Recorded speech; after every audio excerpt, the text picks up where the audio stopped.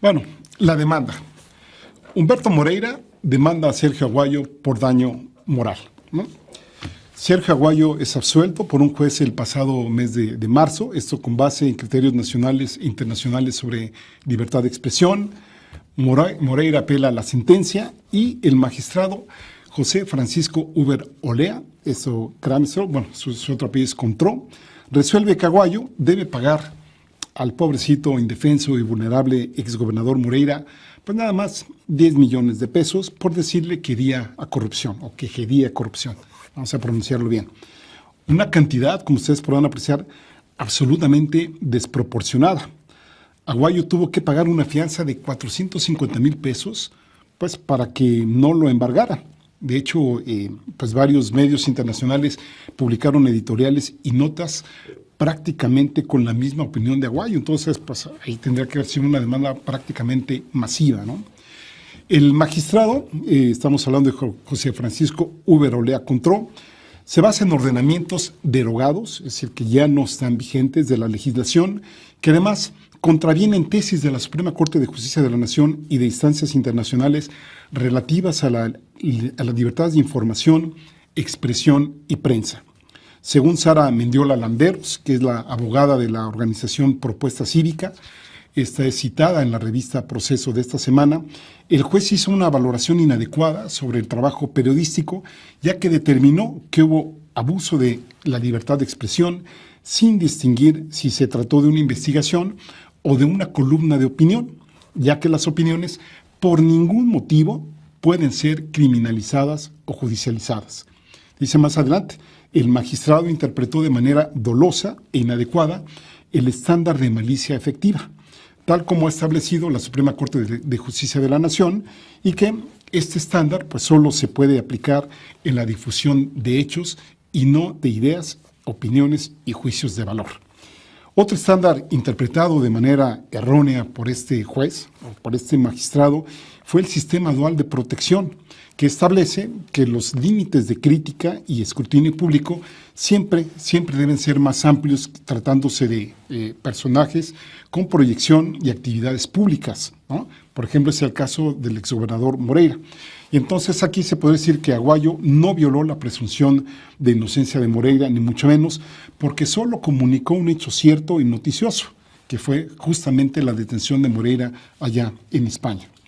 Aquí hay que decirlo, y esto lo consigna también la revista Proceso, hay un antecedente sobre el escritor Alfredo Rivera Flores, que escribió el libro La Sosa Nostra, Porrismo y Gobierno Coludidos en Hidalgo, que después de 15 años de litigio se le aplicó una sentencia, fíjense ustedes que va de 10 millones de pesos a 738,000 pesos por daño moral pues, al exdiputado Gerardo Sosa Castellán.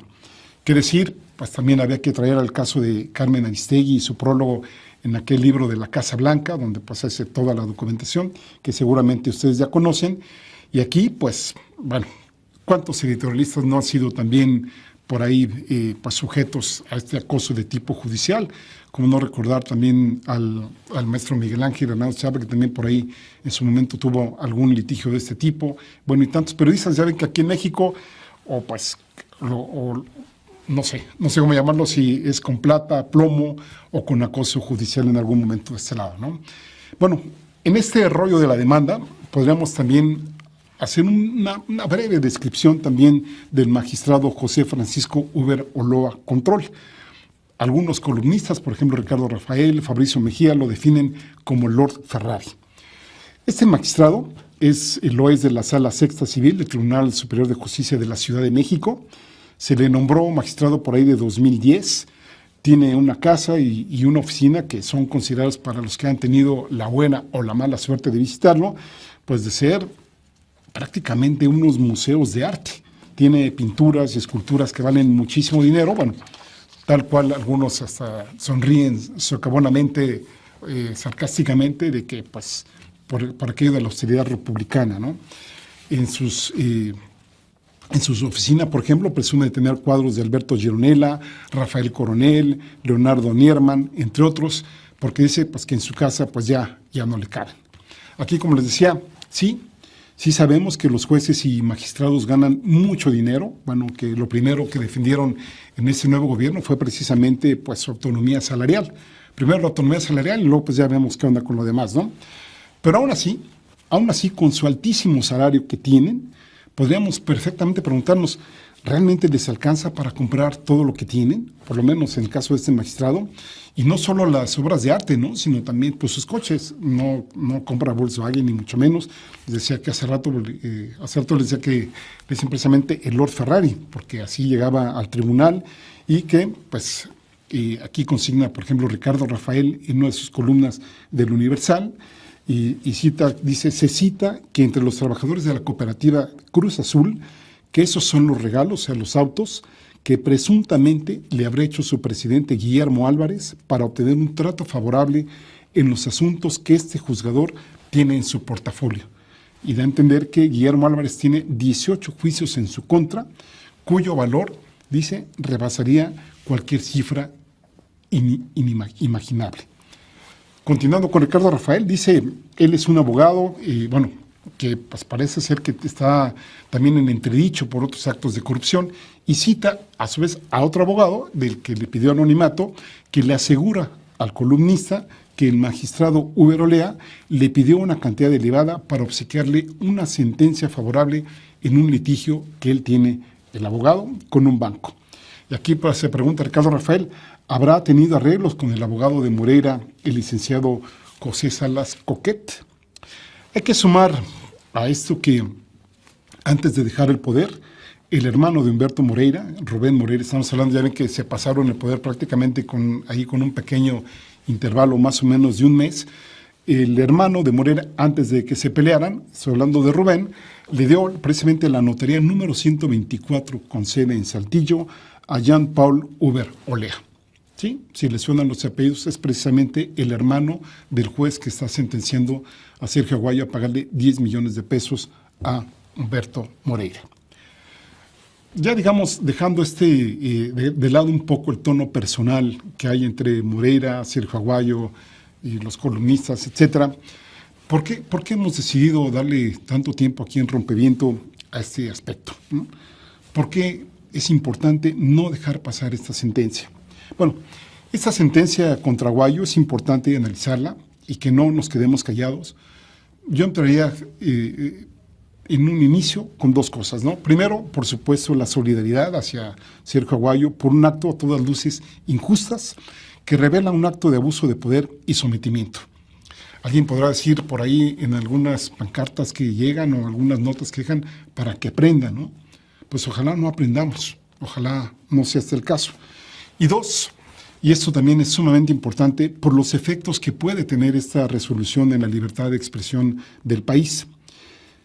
Es otra forma de intimidación para callar y que no se denuncien los atropellos, los abusos y la corrupción de los que, pues, desafortunadamente nos han puesto al país en la situación en la que estamos actualmente. Esta demanda de prosperar sería un serio peligro contra la libertad de expresión.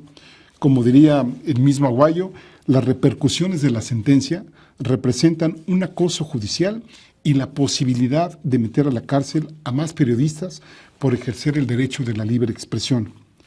Ahí están también los asesinatos, las intimidaciones y todo lo que ya sabemos a algunos periodistas. Si se le pudiera sacar, digamos, la parte buena de esta situación, sería la posibilidad de destapar las redes de corrupción y de complicidad dentro del Poder Judicial y legislar, por supuesto, para que ya no se presenten más casos de hostigamiento y de persecución.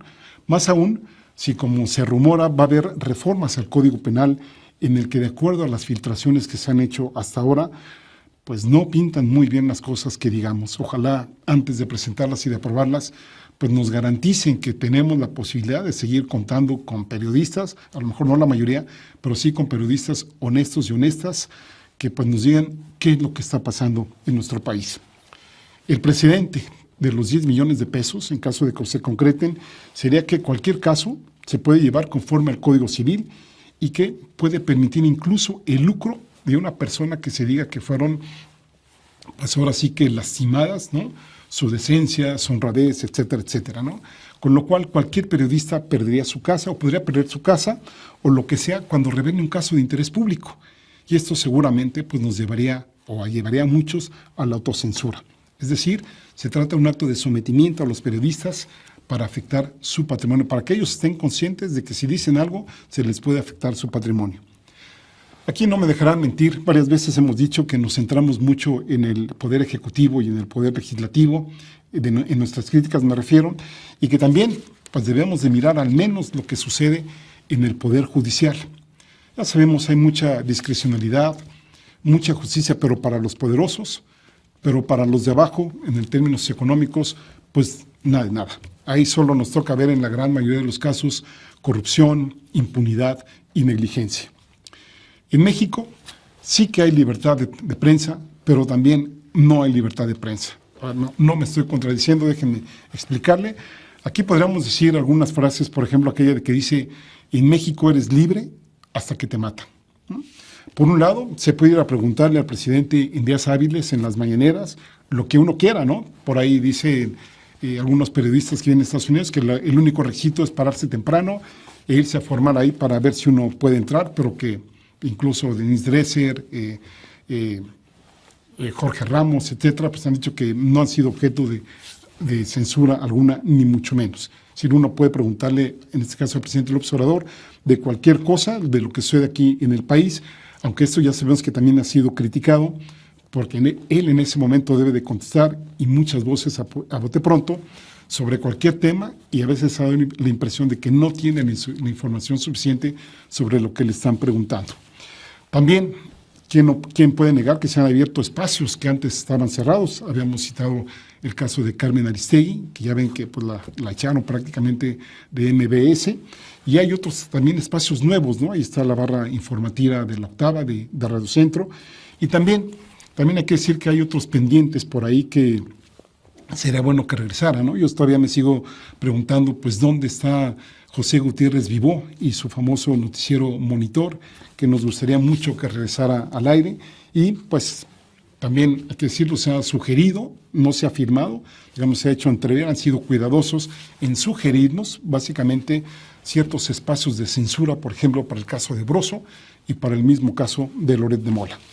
También sabemos, por otro lado, que hay varios periodistas que se han enriquecido por seguir ciertas líneas editoriales de los gobiernos y poderes fácticos en turno.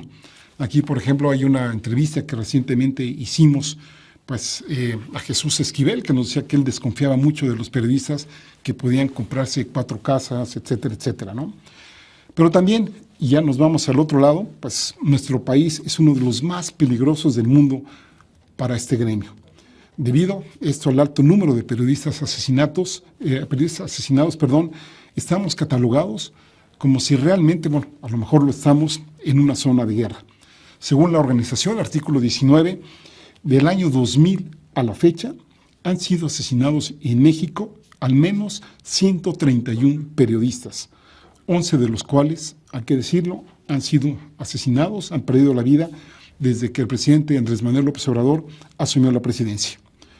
El Comité para la Protección de los Periodistas incluyó a México, junto a Somalia, Irak y Siria, en la lista de los países con mayor impunidad para resolver los casos de periodistas asesinados. Terrible, ¿no? Aquí podríamos decir que como corolario, pues afortunadamente la primera sala de la Suprema Corte de Justicia de la Nación parece ser que está atrayendo el caso, ya por lo menos ya le dio una entrada.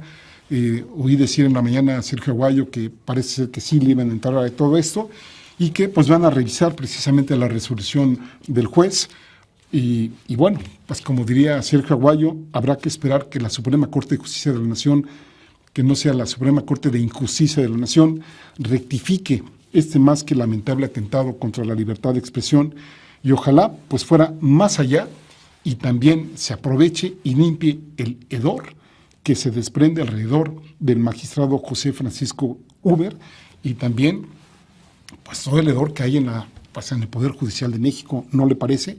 Tenemos un índice de impunidad en el país del 95% y sí que hace falta pues una verdadera limpia y volvemos a citar a Aguayo y ojalá pues no haya que esperar, ¿no le parece?